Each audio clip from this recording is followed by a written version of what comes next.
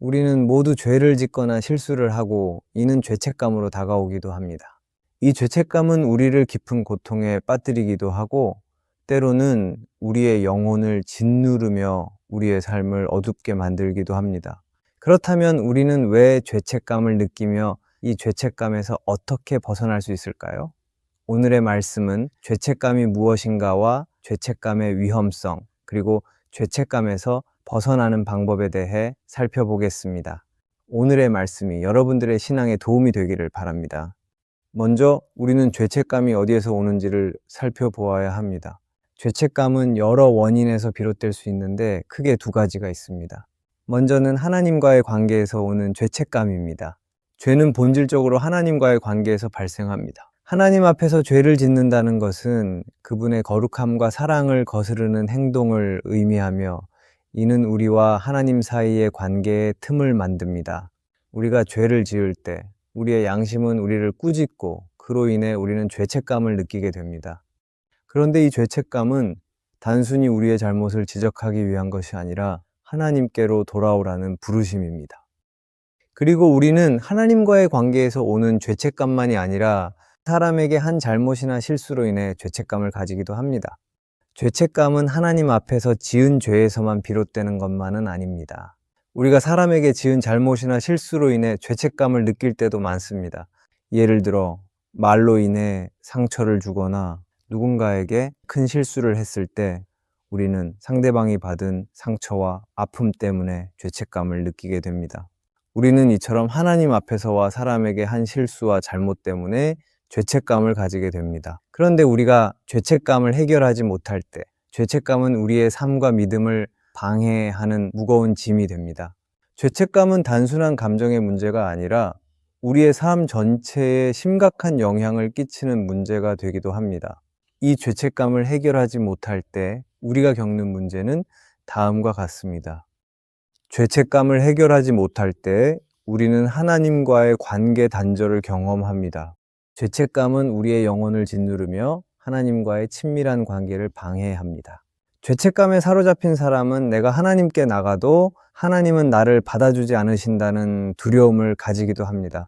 그리고 이러한 생각은 관계에서 점점 멀어지게 합니다. 그런데 이것만이 아닙니다. 우리는 죄책감을 해결하지 못할 때 자책과 절망에 빠지기도 합니다. 죄책감을 해결하지 못할 때 우리는 자신을 끊임없이 자책합니다. 자신의 죄를 깊이 깨닫고 자책하는 것은 때로 양심이 살아있다는 증거일 수도 있지만 지나치게 자책을 하면 자신 스스로를 용서하지 못하는 상태까지 이어지고 결국은 나는 실패했다는 거짓된 마음을 가져서 스스로를 절망에 빠지게 합니다. 그리고 우리가 죄책감을 해결하지 못할 때 마음의 불안과 우울, 그리고 큰 스트레스를 겪게 됩니다. 이는 일상생활에서 자신감을 떨어뜨리고 활기를 없애고 불안하고 예민한 사람으로 만듭니다. 그리고 이는 사람들과의 관계에 부정적인 영향을 가져옵니다. 또한 우리가 죄책감을 해결하지 못할 때 나는 하나님의 자녀라는 정체성을 잊게 됩니다. 우리는 하나님의 형상대로 지음받은 존귀한 존재입니다. 하지만 죄책감은 우리 자신을 죄와 실수의 존재로 만들고 이는 하나님의 사랑과 용서를 받아들이지 못하게 하게 합니다. 결국 이 죄책감은 영적 성장에 방해가 되어 기도와 말씀 묵상이 어려워지고 신앙에 대한 기쁨도 사라집니다. 그리고 나는 하나님이 주신 사명을 감당할 수 없다는 무력감에 빠지기도 합니다. 우리는 지금까지 죄책감이 무엇인가와 죄책감의 위험성에 대해 살펴보았습니다. 그렇다면 지금부터는 죄책감에서 벗어나는 방법에 대해 살펴보겠습니다.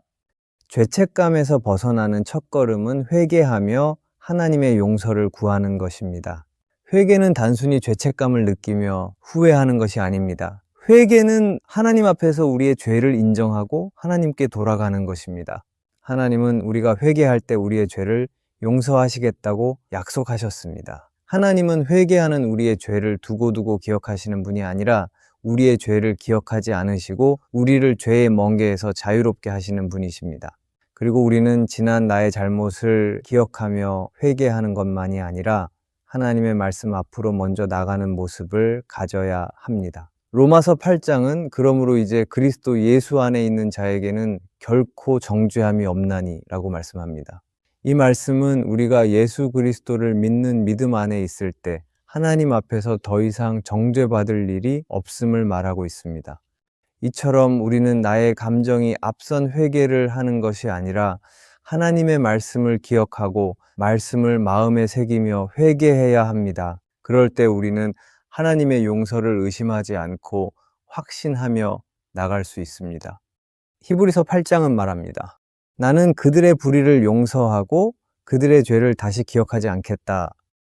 나를 짓누르는 죄책감이 있을 때 우리는 하나님의 말씀을 묵상하며 하나님의 사랑과 용서 앞으로 나가야 합니다. C.S. 루이스는 고통의 문제에서 말합니다. 우리가 고통을 받을 때 하나님께서 결코 우리를 정죄하지 않으시며 우리를 사랑하시기에 우리의 고통 속에서도 함께 하신다. 하나님께서는 우리가 고통과 죄책감에서 살아가는 것이 아니라 고통을 벗어나 우리에게 회복을 주기 원하십니다.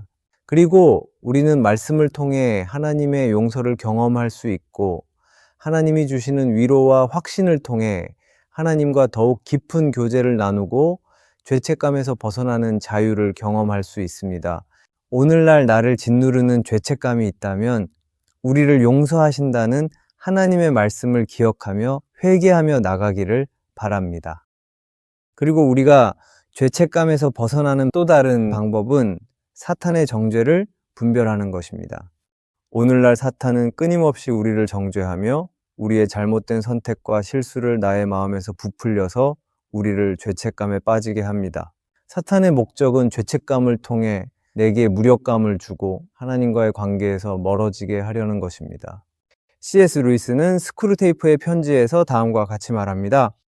때로 들리는 정죄의 목소리는 하나님의 음성과 혼동될 수 있다. 하지만 정죄는 우리를 우울감에 빠지게 하지만 하나님의 음성은 우리를 회복시키기 위한 길을 열어주신다. 사탄은 정죄를 통해 우리를 죄책감에 빠지게 하고 우리를 하나님과 멀어지게 합니다. 그럴 때 우리는 나의 마음에 들리는 음성이 사탄의 거짓말인지 하나님이 주시는 마음인지를 분별해야 합니다. 나의 마음에 들리는 음성이 나를 무력감으로 빠지게 한다면 그것은 사탄이 주는 마음일 가능성이 큽니다. 왜냐하면 하나님은 우리를 죄책감이나 무력감에 빠지게 하는 것이 아니라 우리를 회개로 인도하고 우리를 말씀과 진리 앞으로 세우기 원하시기 때문입니다. 그럴 때 우리는 사탄의 정죄에 빠지지 않도록 조심해야 합니다. 그리고 우리는 죄책감에서 벗어나기 위해 꼭 기억해야 하는 것이 있습니다. 그것은 내가 사람에게 한 잘못을 사과하는 것입니다. 우리는 내가 지은 죄와 잘못을 하나님 앞에서 회개하고 용서를 구하면 된다라고 생각을 하기도 합니다. 이것이 하나님 앞에서 지은 죄라면 우리는 하나님께 회개하고 용서를 구하면 됩니다. 하지만 우리가 사람에게 한 잘못이나 실수는 하나님께 하는 회개로 끝나는 것이 아니라 상대방에게 진심으로 사과하는 모습까지 나가야 합니다. 우리는 때로 하나님께 용서를 구하기 때문에 사람에게 한 잘못을 생략해도 된다고 여기기도 합니다. 하지만 우리가 하나님 앞에서 회개하고 용서를 받는 것은 매우 중요하지만 상대방에게 한 잘못은 그것만으로 완전히 해결되지는 않습니다. 우리가 사람에게 지은 잘못이 있다면 상대방에게 진심으로 사과를 해야 우리는 죄책감에서 완전히 벗어날 수 있는 것입니다. 그런데 여기에서 잊지 말아야 할 것은 내가 상대방에게 지은 잘못을 사과하는 이유가 단순히 내 죄책감을 덜기 위한 것이 되어서는 안 되는 것입니다. 물론 사과를 해서 상대방에게 용서의 말을 들을 때 우리는 죄책감에서 벗어날 수 있지만 그 사과의 목적이 나의 죄책감을 해결하기 위한 것이 되어서는 안 되는 것입니다. 우리가 상대방에게 하는 사과는 나 자신을 위한 것이 아니라 상대방의 마음을 치유하고 그들과의 관계를 회복하는 데 초점을 두어야 하는 것입니다. 그리고 우리는 상대방에게 사과할 때 나의 잘못을 인정하는 것만이 아니라 상대방이 받은 상처와 아픔을 진지하게 공감해야 합니다. 상대방에 대한 사과는 상대방이 겪었을 고통에 대한 진지한 이해에서 출발해야 합니다. 그럴 때 우리는 사과할 때 상대방의 입장에서 고통을 이해하고 그들에게 진심으로 사과하는 모습을 가져야 합니다. 이것이 하나님께서 우리에게 보여주신 사랑과 용서로 살아가는 모습입니다. 그렇게 우리는 하나님 앞에서 하는 회개와 사람에게 하는 사과로 인해 죄책감에서 벗어날 수 있습니다. 그런데 우리의 모습은 이것으로 끝나서는 안 됩니다. 왜냐하면 우리는 여전히 연약해서 하나님께 하는 회개와 상대방에게 하는 사과 이후에도 지난 나의 잘못을 생각하며 죄책감에 다시 빠질 수 있기 때문입니다. 그럴 때 우리가 해야 하는 것은 과거를 내려놓고 현재를 살아가는 것입니다. 우리가 진정으로 죄책감에서 벗어나 진정한 자유를 누리기 위해서는 과거의 실수와 잘못된 선택에 대해 집착하지 않고 현재를 살아가는 모습이 있어야 합니다. C.S. 루이스는 순전한 기독교에서 말합니다. 과거의 죄에 얽매여 살면 우리는 현재의 삶을 온전히 살아갈 수 없다. 우리는 과거의 실수에 사로잡혀 죄책감에 다시 빠지는 것이 아니라 과거는 지나갔음을 인정하고 현재를 살아가야 합니다. 물론 과거의 실수를 무시해서도 안 되고 실수를 잊어서도 안 됩니다. 하지만 우리는 과거의 실수에 빠지는 것이 아니라 그 실수를 통해 교훈을 얻고 이제는 우리를 용서하신 하나님 앞에서 살아가면 되는 것입니다. 빌립보서 3장은 말합니다. 형제들아, 나는 아직 내가 잡은 줄로 여기지 아니하고 오직 한 가지, 즉 뒤에 있는 것은 잊어버리고 앞에 있는 것을 향하여 달려가노라. 이 말씀은 우리가 과거의 죄책감에서 벗어나 하나님이 주신 새로운 삶을 살아가야 함을 말해줍니다.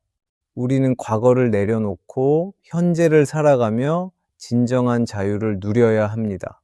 그런데 우리의 모습은 이것으로 끝나서는 안 됩니다. 우리는 과거에서 벗어나 현재를 살도록 미래에서 용서를 실천하며 살아야 합니다. 우리가 하나님과 사람에게 용서를 받은 사람이라면 우리는 내가 받은 용서를 다른 사람들에게도 보여주어야 합니다. 이것은 결코 쉬운 것이 아닙니다. 하지만 하나님께서 우리에게 보여주신 용서의 크기를 기억하며 우리는 앞으로 내게 상처를 주고 잘못하는 다른 사람을 용서하는 마음을 가져야 합니다. 왜냐하면 하나님은 우리를 통하여 예수 그리스도의 모습을 보여주기 원하기 때문입니다. 우리가 내가 받은 용서를 기억하며 다른 이들에게 용서를 할 때 내가 하는 용서는 나의 넓은 마음과 이해의 크기를 보여주는 것이 아닙니다. 우리가 보여주는 용서는 내가 하나님께 큰 용서를 받았기에 나도 다른 사람을 용서하는 그리스도의 모습을 보여주는 것입니다. 우리가 상대방을 용서하지 않을 때 상대방은 자신을 짓누르는 죄책감에 빠지게 됩니다. 하지만 우리가 상대방을 용서할 때 그는 진정한 자유함과 하나님의 은혜를 경험하게 될 것입니다. 말씀을 마치려 합니다. 우리의 삶에서는 죄책감이 자리 잡고 있을 수 있습니다. 그 죄책감은 우리를 누르고 나를 힘들게 할 수도 있습니다. 하지만 하나님은 우리가 죄책감에 묶여 살아가는 것이 아니라 자유함과 기쁨에서 살기를 원하십니다. 왜냐하면 하나님은 우리를 사랑하시는 아버지이기 때문입니다. 아버지인 하나님은 우리가 죄책감으로 고통받는 것을 보기 원하지 않으십니다. 그래서 하나님은 예수 그리스도를 통해 진정한 구속과 자유를 우리에게 허락하신 것입니다. 오늘도 우리는 하나님의 사랑을 깊이 묵상하고 그 사랑 안에서 자유롭게 살아가기를 다짐해야 합니다. 하나님께서 우리를 얼마나 사랑하시는지 그 은혜가 얼마나 큰지를 기억하며 죄책감을 넘어서 하나님의 사랑과 은혜 앞에서 살기를 바랍니다. 기도하겠습니다. 하나님, 죄책감에 사로잡혀 살아가는 우리의 연약함을 불쌍히 여겨 주시옵소서. 우리를 자유롭게 하시는 하나님의 은혜를 날마다 경험하며 죄책감을 넘어 회복과 기쁨을 누리며 살게 하여 주옵소서. 예수님의 이름으로 기도드립니다. 아멘.